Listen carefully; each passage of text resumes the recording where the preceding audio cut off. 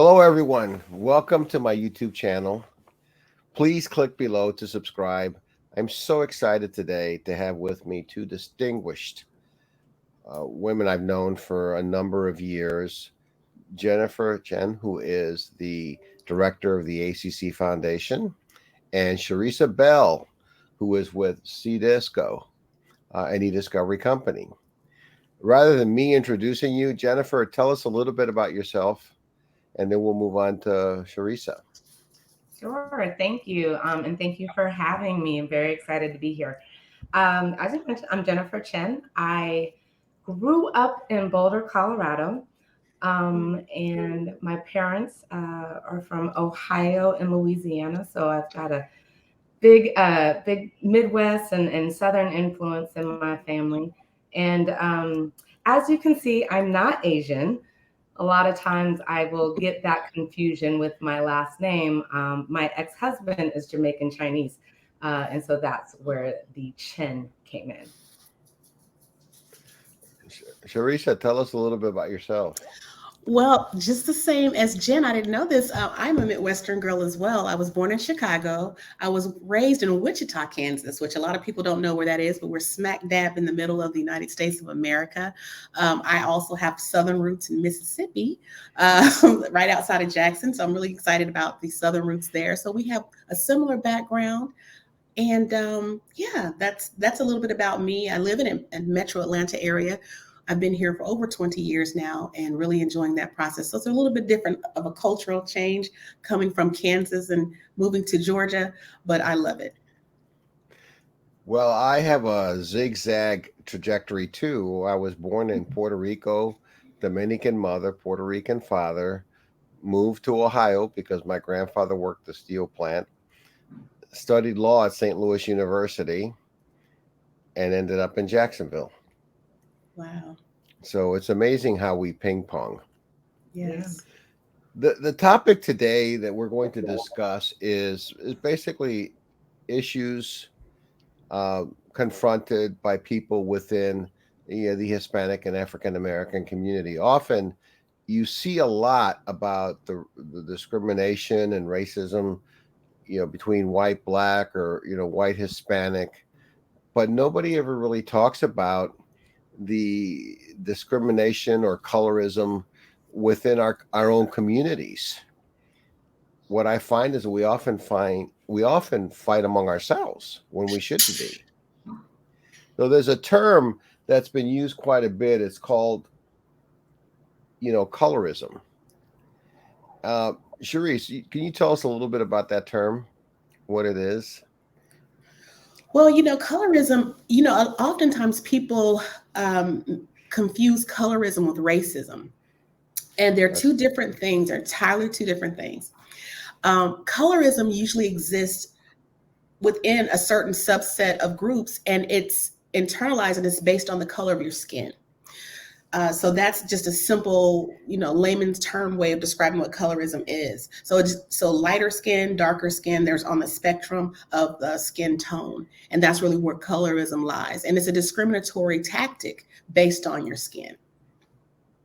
Well, it's a discriminatory tactic within the community. Within the community, absolutely. In other words, it's different from discrimination because when people think of colorism, they think people who are lighter skinned get better treatment, and people with darker skin get less treatment. And there have been some studies that show that some people, there are more higher jail sentences given to, say, darker skinned people than lighter skinned people, and that lighter skinned people are making more money than darker skinned people. And when you look at the millions that are spent on whitening cream, those kinds of creams, because people want to look, basically lighter, but it is different from discrimination. I mean, discrimination is basically you're saying a group of people, or you're better than a group of people, or you're somehow putting them at a lesser level than you, and and that's different also from racism. So the way I've seen it categorized is discrimination is a mistreatment of individual based on a group, based on membership, regardless of any social power. Okay. And racism is basically the individual, cultural, and institutional beliefs that oppresses people. So those are the three areas. And I hadn't really thought about colorism, for a while. Now, Jennifer, my brother-in-law is Chinese Peruvian. And so he's an interesting combination. But in your trajectory growing up, have you, and I'm going to ask Charisse the same question, have you experienced those types of things where you felt others were getting, say, more favorable treatment because of skin tone? Or I wouldn't necessarily say I've experienced someone getting better treatment, but within my own family, my mother is very fair skinned, from Ohio. My entire Ohio family can probably pass for white. Many people oftentimes think that they are. And so growing up, I was very aware of the difference. And I was the darkest person in my family outside of my father. Um, and it was very noticeable to me growing up, and the differences that I saw, like with my mother, her hair being a little bit longer and straighter. My cousin, who was more fair skinned than I, getting more attention from the boys, if you will, growing up, and always being referred to as pretty. And I was the smart one, but she was always the pretty one. And growing up, that really has an effect, particularly growing up in Boulder, where there's not very many diverse people in of all races, let alone African Americans. And so being one of very few and being one that was so dark and noticeable, I started to really experience some of the differences that came around colorism. I didn't know that was the term back then, but I felt it. And it wasn't until I was an adult, moving to the East Coast and being in a more diverse environment, that I really felt comfortable with my own skin color. It took a while to really just, accept who I am, and what I have to offer based off of that, in the context of what I grew up in. Well, it causes identity crisis, I think. Who are you and who do you want to be? I can remember my sister, who's darker than me, because I happen to look like my mother, who was a blonde-haired, green-eyed Dominican, and my father was dark-skinned Puerto Rican. So my sister favors my father, I favor my mother. And I noticed the differences in treatment my sister received and I received. Because until I open my mouth and speak Spanish, people would never think I'm Hispanic. Oh, where'd you learn to speak Spanish so well? Well, I spoke it at home. Oh, really? Wow. And my sister would actually discover some of the, I would say, shunning that people look at when you say, oh, she's got the darker skin. So even family members would somehow take me somewhere where they wouldn't necessarily take my sister, because they were kind of having their own crisis issue and trying to hide their identity. I had one uncle who said he was French, and he was full-born Dominican. So that's an issue. Don't you think that really affects somebody's self-esteem as to the concept of what beautiful is? Yeah. Go ahead, Charisa, and then Jennifer. Go ahead. No, I was going to say absolutely. There's a study that was around many, many years ago, and it's called the doll study. It was like the doll study, and many people probably have seen this particular study where they would ask children, who is the prettiest doll, like who is the ugliest doll, like who do you see yourself as, who's good, who's bad, and it's a great study. And I recall my mother making a point to make sure I had Black dolls as I was growing up, which was very difficult to find at the time, just so that I could have a representation of myself.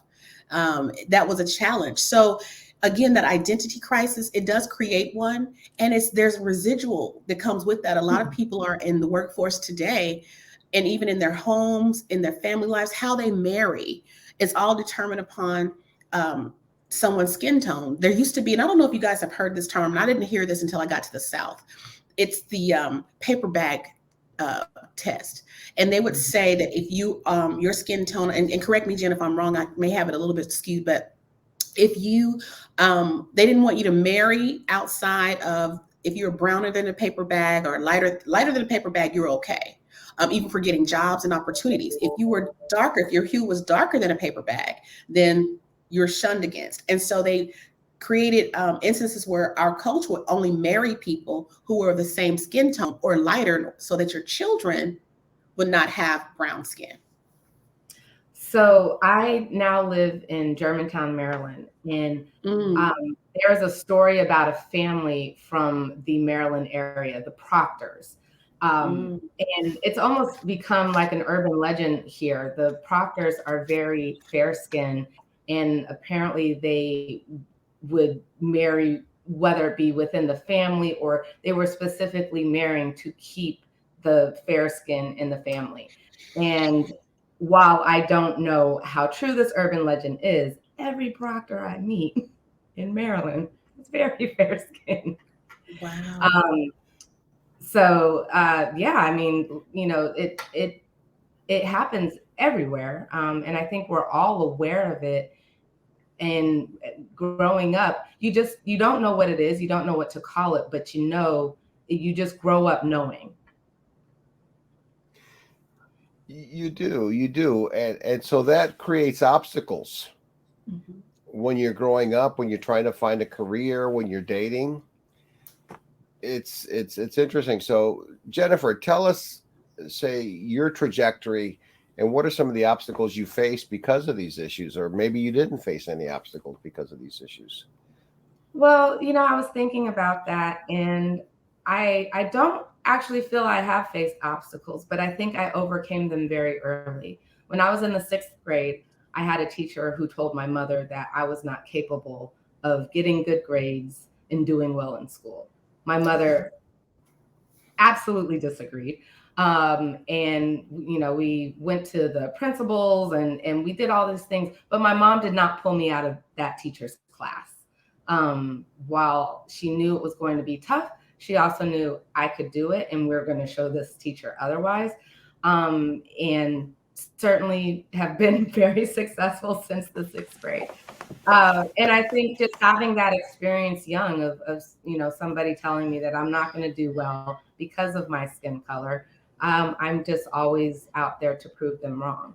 And I think also growing up in a very non-diverse area and dealing with people who doubt you, it just, maybe that was something that I took and turned it into a good thing. And my approach with everything that I do, my work, my relationships, I just give it my all. And I think it's really just turned out to be, I haven't had obstacles because I'm not going to let them stop me. Well, I would say I would disagree with you in a sense, Jennifer. You did have them, but the difference with you is you weren't going to let them take you down. But unfortunately, those obstacles will take a lot of people down. They become complacent. Charisa, why don't you chime in on this? Yeah, in terms of challenges that I've had, again, similarly to Jen, I just really believe that even if I was faced with those challenges, there were probably, I didn't know about them, or because of how I was raised with my mom, you know, being raised in Chicago and, you know, having a different diverse background, they prepared me in ways that I wasn't aware to meet those obstacles and to not look at this, just look at them as something and go around them or go over them as barriers. Now, but here's the thing, and I'm going to say this. I'm not on the darker hue of the spectrum. I never have been. I'm probably the most tan I've been all my life. And that's purposefully, you know, getting sun and just, you know, aging and all those other things. But I wasn't on the darker end of the spectrum per se. If you know, so I didn't have probably some of the experiences that maybe some of my other family members had or my friends may have had. But I'll tell you this. There's a young lady that I've met not so long ago, and she constantly makes references to her hair. Um, and as compared to other people's hair. You'll hear people talk about the word nappy or things like that. I don't, and I didn't grow up saying that. In our house, we didn't talk about that. And so when I hear that term, though, it just kind of makes me cringe a little bit, because it's almost like a self-judgment, if you will. And maybe it's a descriptive way now, but at one point, having air quote nappy hair was not good. Maybe now it's a little bit more socially acceptable. No one really cares. But that term, whenever I hear it, it kind of makes me cringe, because people that I grew up with that had nappy hair, they struggled. They struggled in class. They struggled with relationships. They struggled speaking up and having a voice. They struggled in their belief of themselves. And I didn't understand that. We could have a whole discussion on hair. On hair. And of course, there was a time in like the 60s where this hair straightener, I saw a lot of African American men, with the straightened hair. Look at James Brown, trying to get the hair straight, basically trying to be somebody they're not. Jennifer, I had a similar experience, only as with my sister's godmother, who said I would never amount to anything. I don't know why she said that, but I was said, wrong. well, I was like, okay, where did that come from?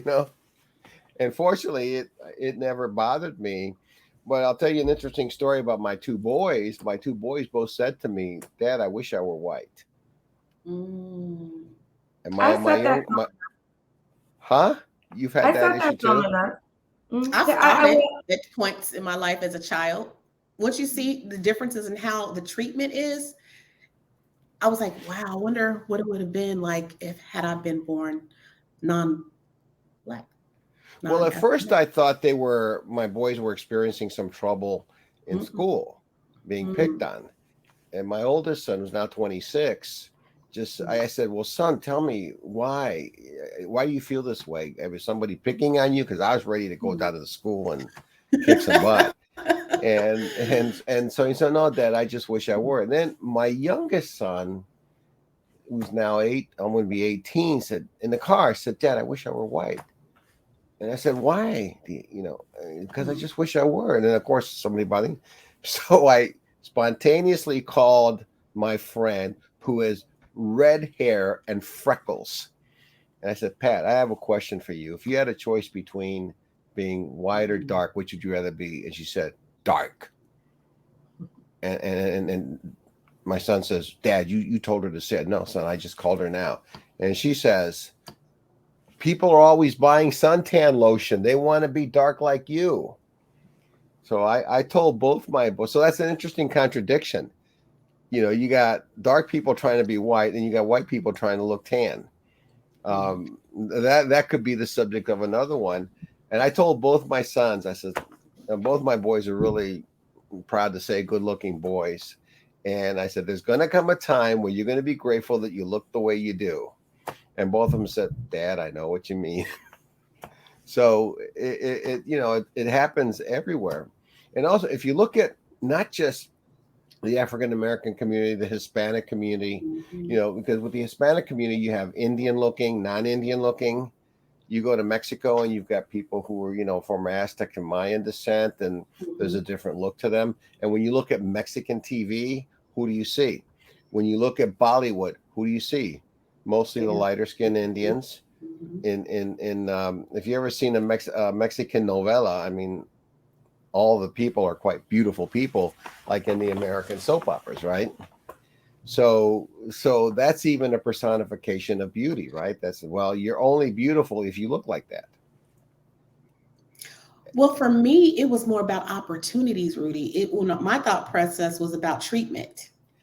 And, when I thought that, it wasn't cosmetic or, for the surface or how it looked, but it was more about opportunities that other people received, or the perception of them receiving it easier more readily, quicker than I would, or I did. And I think that's where mine kind of came from. I think mine was really it really was more on like relationships and like personal relationships and self-confidence. I really lacked some of that until I moved to Maryland to go to college and being around a more diverse environment.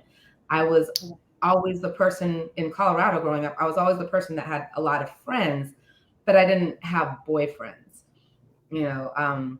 There were very few Black boys growing up, and the ones that were there, it was like we were cousins, because we all grew up together. And white boys did not like Black girls like me. They liked the ones like my cousin with, the long hair and lighter skin. And so I think that really just had a profound effect on me until moving to Maryland. Somebody actually told me I was cute. I was like, whoa, really? Well, you are. Really you are. Beautiful. You're gorgeous. But I for a long time I never felt that, and I didn't think that. The only thing that's probably why I worked so hard in school and worked so hard at my other professional opportunities, just because that was what I was always supposed to do. But I never felt really comfortable with myself, in my looks and how other people perceive them until I was in a more diverse community with so many other people that, shared my features, and starting to look around and say, yeah, Black is beautiful. And even embracing that throughout my career. We talked about hair. I had always worn my hair straight. And just during the pandemic, I discovered I have curls. And I'm happy to show them off. And wear braids. I've been, I was reluctant to wear my hair in braids in a professional setting because of, what that might say. And now I'm much more comfortable with that. It's a process to be comfortable in your own skin when you have other people personifying beauty in some other fashion. What I've noticed now, there is somewhat of a change when I look at commercials. And the commercials are now showing biracial couples. Yes. They're showing gay couples. They're a lot more open than the Jill Ward and June Cleavers who were put in TV announcements, So I think society is getting like a handle on that, but I don't think it's really altruistic. I think it's a marketing, it's a dollars and cents thing, because these people spend money. Yeah. Everyone spends some money, and we got to get to that market that spends money, especially now since people are really, really more aware of it. I find, I'll tell you about one experience I had in Mexico. I was with one of my lawyers and there was a little Indian lady walking by, and of course she says, well, they're not really beautiful. And I said, why would you say that? Well, and I said, you know what? I mean, with all due respect, to me, that's a form of racism, because everyone is beautiful. What you're saying to me is because she's from that group, because she's Indian, that somehow that's not beauty. But to somebody, she is beautiful. I think she's beautiful. I mean, it's that type of mentality. So people don't always know they're doing it. People will say, I am open-minded, but when you dig deep into it, they're not, right? Yeah. They're not. That really goes back to the intra and inter biases that we have, and going back to the colorism. And I think that's a term that who labeled that term. One of the authors, she came up with that term years ago, but it was based on us doing it internally. Brown skin, Black skin, that we're all like basically saying, if you are more fair skinned, because they're back, in the slavery times, that's who had better opportunities. And, they were we can go back into history. That's really where it started, was there. And that's where the fair skin if you will, where it was created initially, and where they were like more focused on, okay, so if your skin is fair, you get favoritism, you get, lighter, I'll say opportunities. Even then, you get more opportunities to be inside, less laborious tasks. Educated, Absolutely. We can go down the learn how to list of read. things you received. Exactly. So it was advantageous for you to be lighter skinned in almost every culture. It wasn't Yeah, native to their own culture. yeah. Shankar Vidram, basically, he wrote a book called Unconscious Minds, Mm, Hidden Brain. The unconscious mind elects presidents, control markets, wages wars, and saves our lives. yeah. And in his book, it says light skinned Latinos, for example, make an average of 5,000 more than dark skinned Latinos. So it's reflected in higher pay, as you said, more opportunities. There's another interesting fact that Mm. this colorism is also within the Asian community too, It and that is. and as whitening creams are a bestseller in the U.S., Asia, and other nations. Latino women in Arizona, California, and Texas has suffered from mercury poisoning because of using some of the ingredients to make their skin lighter. Yeah, it's a Uh, billion that's- dollar industry in Africa. Yeah, it's huge, where people are bleaching their skin, their face, everything, so that they feel they're more accepted. And you can watch, Nigerian. I was over the holidays. I kind of binged on some Nigerian television, and they have their own like Bollywood, if you will. And so I just watched yeah. some of that. It's like really, it was just comedy, and it was kind of entertaining. But I noticed that there, you could tell that there were some who were bleaching their skin. You could see it. It's obvious that that's what's happening. But that cream that you can get is so um, popular, but it damages their skin. And that's been some of the talks about people. And then the Korean women, you'll notice in some of the Asian communities, they wear big hats because you don't get tanned. You get looked down upon, as you brought up, Rudy, in the Asian communities, if your skin is not fair. So, Yeah, it's interesting. It's not just a black white thing. It's more no, Asian. It's Indian. It's everywhere, and that's it's everywhere. when you look at the old cowboy movies, the white hat is the good guy, the black hat is the bad guy. He's the bandit. So Yeah. that's crazy. But there's some other interesting statistics. We talked about women in prison. A study from Villanova University said that of 1,200 black women in prison in North Carolina, lighter skinned black women received lighter sentences. Darker skinned women were more likely to get the death penalty. So people don't think nothing's, well, everything's okay, and it's really not. It's Okay. not. I want to like switch topics a little bit and talk about the obstacles being a woman in the black community. So, for example, in the Latino community, there's this machoism, and there's Mm, also what they call mini machos. Mhm. Machoism is this exaggerated sense of strength and Tarzan type pounding of the chest. And so, not only do you have the issue of the light dark skin, but you have the issue of how you're treated as women within the community.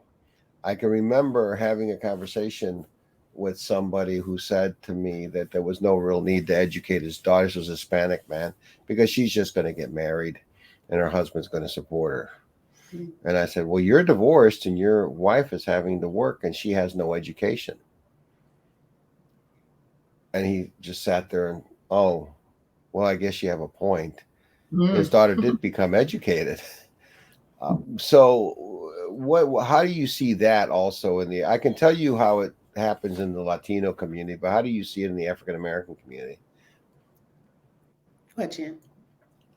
Well, I I don't necessarily see the machoism, but there seems to be a big difference in wage earners, where women are now becoming the primary wage earner, um, whether it be a single household or a two-person household, and in two-person households, how that conflict can just arise from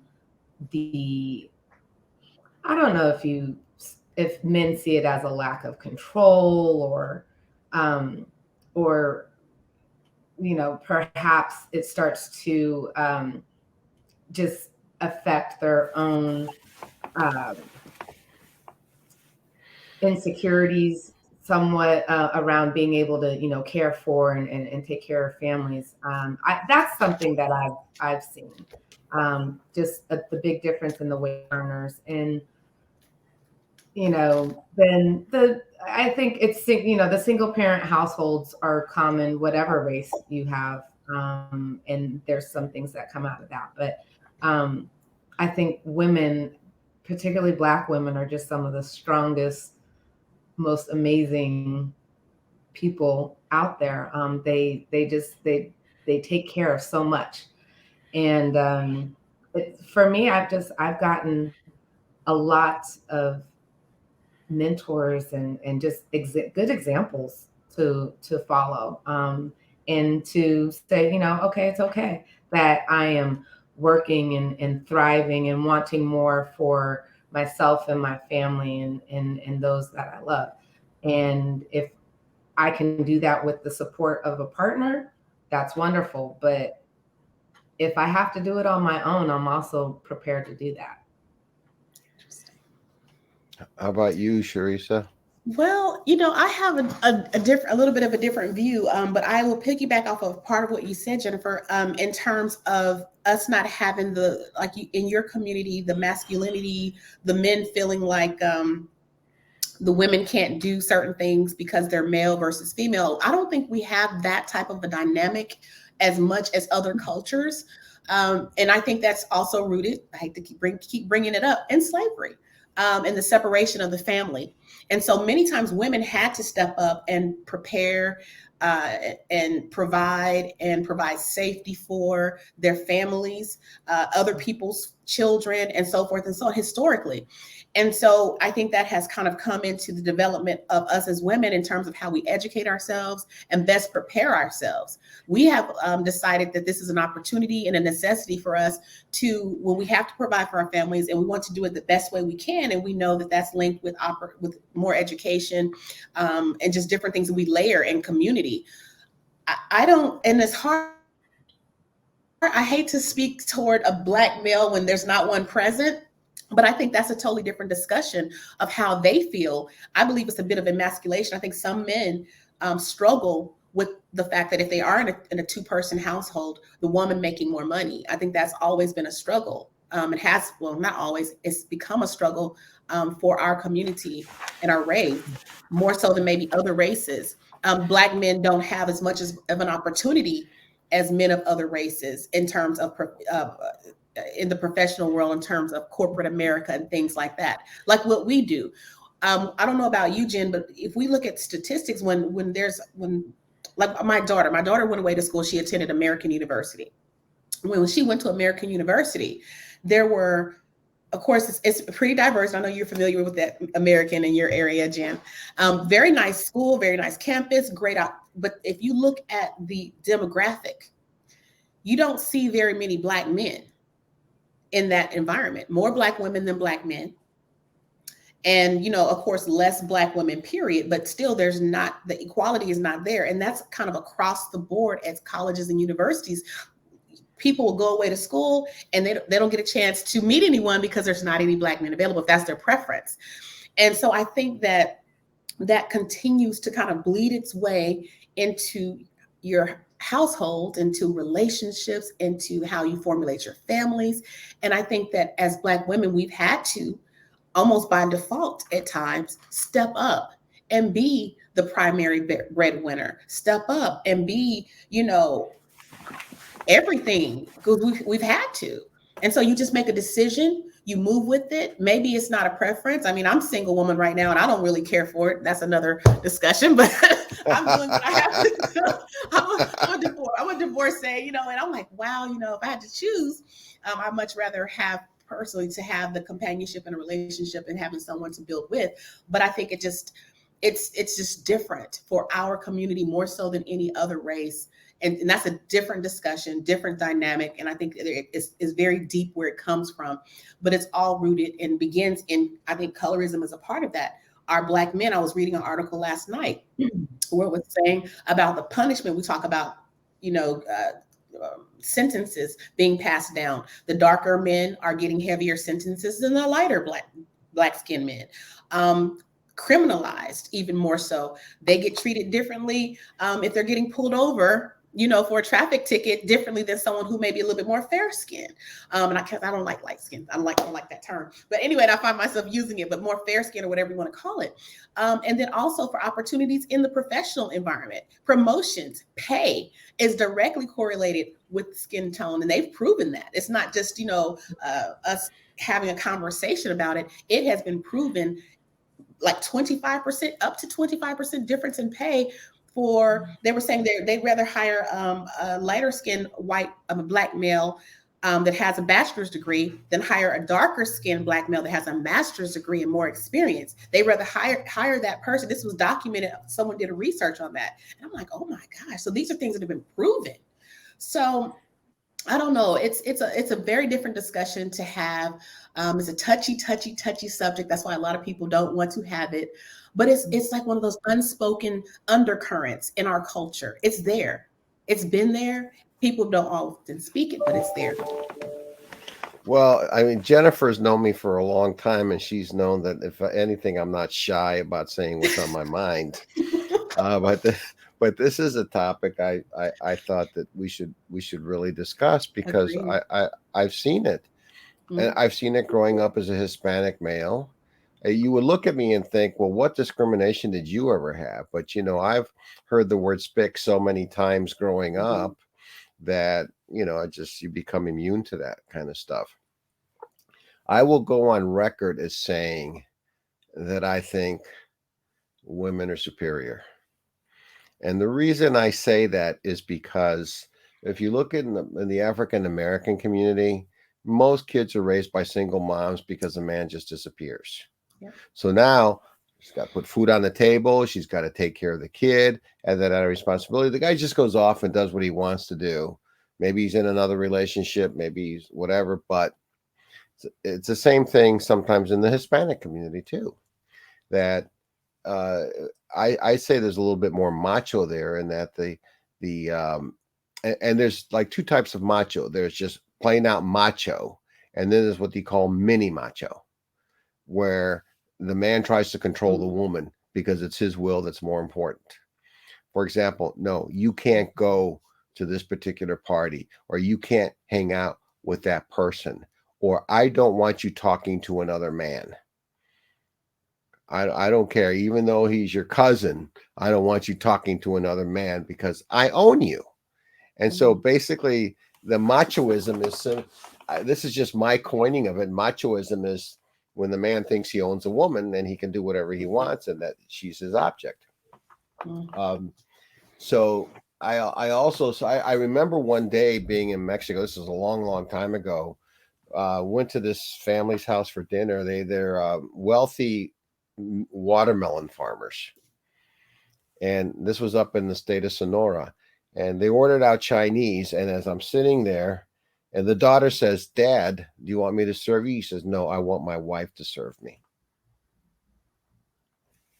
Okay, I'm looking at that, and my client's looking at that, because this was a friend of my client. We were there on a contested estate matter.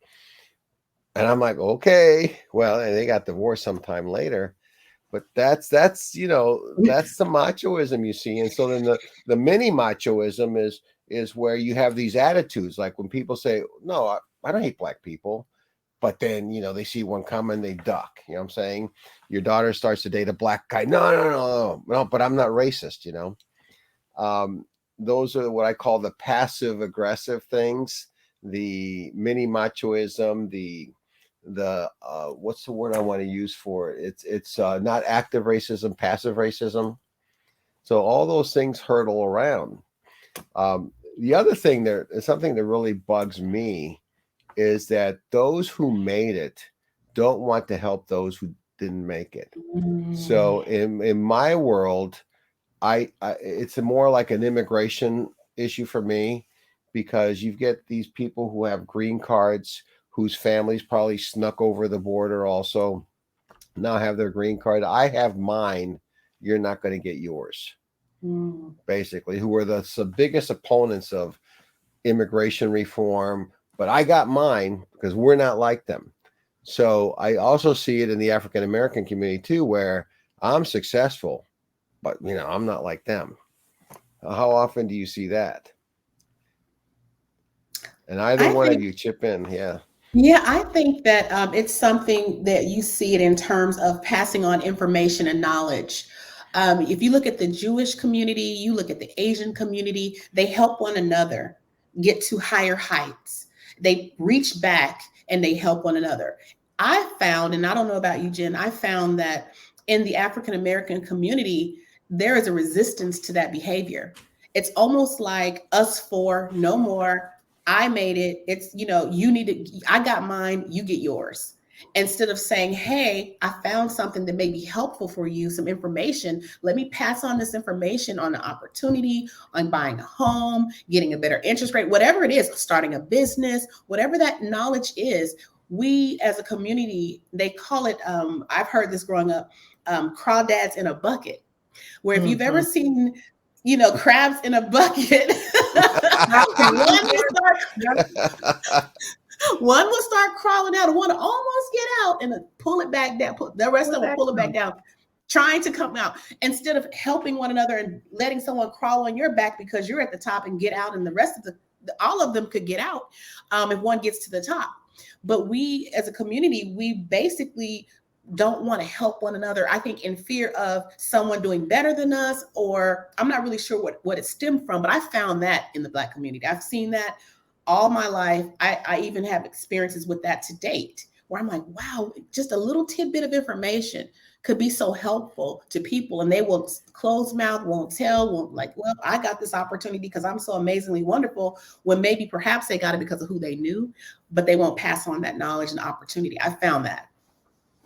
Yeah, I think we're on a shift, though, a positive shift, where and perhaps in the past, we were just our people were dealing with so much struggle that it was just the time it took to stop, to pass on, to share.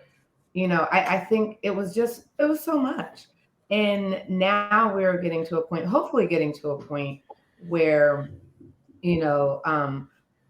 the generation ahead of me, the generation I'm in, certainly those that are coming behind, with the introduction of the internet and everything at your fingertips, that I hope we're moving in a positive direction and sharing that information. I know I am very committed to doing that within my networks. Like just the simple things about buying a house. I wish I knew what I knew now when I was 22 years old. I could have bought a house then. My son is 22 now. He is actively searching to purchase his first home now. I couldn't be more proud. And it's about passing on that information. We sit down and I talk to him about, he's just got a new full-time job with benefits. Okay, let's talk about how you're going to start saving for your future. Let's talk about how you're going to start investing in your, 401k, these opportunities that are going to help bring about more generational wealth. Because I think at the end of the day, that's really a big part of it. We just have been stripped of the opportunity to help build our communities, help build that generational wealth so that we can continue to give back. And, we've been, left behind a lot, but I really think that we are on a positive shift to change that behavior within our community. I like that. Well, I remember in law school, there was a Cuban guy in my class, and he all of a sudden decided that there was a rivalry between us. So he would hide books or would tell people, don't tell Rudy about the case. So as a younger man, I've actually seen people not wanting to mentor And interestingly, I've received better mentorship outside the Hispanic community than within the Hispanic community, because you get those people that say, "Oh no, he's a mother of a, his mom's on welfare, he's not going to do anything." And so I see these Latinos who pretended to be white, who were pretended not to be part of the Hispanic community. One of my favorite funny stories is a guy named, his last name was Chavez. Okay, and you pronounce it in Spanish Chavez, and they say, "No, my name is Chavez." They pretended to be white. Well, his older sister decides to run for councilwoman, and now it's Chavez. We're the Chavez family. So when it was convenient, they identified with the Hispanic community. When it wasn't, they tried not to identify with it. And I also saw it, and it's a big reason why a number of my friends don't speak Spanish, because they parents said, "Oh no, we're in America. You speak English, or he's a farm worker. He's not like us. We have this nice house, and they don't." So you see a lot of it. But I tend, and I guess we can close with this somewhat, I tend to take a more spiritual approach to this thing. I believe it's so, if you mentor people, it comes back to you in some form or another. It wouldn't come back to you maybe with that person, but it's going to come back to you. Kindness brings back kindness. And I've been very fortunate. I've also had a number of obstacles, been very fortunate in my trajectory, but I tell everybody, pay it forward. Just do something nice for somebody else. But it's always, I think it comes back to you. What do you think, Charisa and Jennifer? Yeah, I agree totally. I mean, the word is kindness. It goes, so it's good to be good, and it's good to be kind, and it does come back. It's seed time and harvest. You plant seeds, they come back to you. You may see them, but your other generations behind you may see them. And it's good to be that way. So I agree with you, Rudy. I mean, I couldn't agree more. 100%. It's, for me, it's kindness and giving back. I really live for providing opportunities to other people and seeing how those opportunities will help them shine. And just in the work that I'm doing now, a friend of mine pointed out that it has a rippling effect. That the fact that I was introduced, made a connection for somebody, that connection turned into a new job opportunity that allowed them to increase, with increased financial security. They're now able to send their kids to a better school. Those kids going to a better school, now they're getting better opportunities, and that leads to their future and what they can do for their community. It's a ripple effect that we have. And if we all give a little bit back, we can make tremendous amount of change. And I think doing that, being kind, can also be a key component in trying to prevent the racism. Yeah. Trying to be more accepting and understanding of things that are not like you, things that are different. That's I think it is everything. What advice would you give to your younger self? Go ahead, Jen, you go. I would just say it's going to be okay. Everything's going to be okay. Just keep doing what you're doing. I love that. I think to my younger self, I would say, don't be so hard on yourself. Don't be so hard, and accept and love yourself a little bit more. And like Jen said, it's going to be all right. It's going to work itself out. Take risks. Oh my God. Take the risks. Take the chances. Don't be afraid to fail. Whatever, I say fail. Don't be afraid. Remove the fear, doubt. Is fear and doubt are kissing cousins. Remove that. I would just tell myself, you're okay. You're equipped. You have everything you need. That's what I would tell my younger self. You were born. You have every single thing you need. Mm-hmm. You have it in you. I would tell myself, don't worry, you'll get there. I love it. You will get there. Don't worry, you will get there.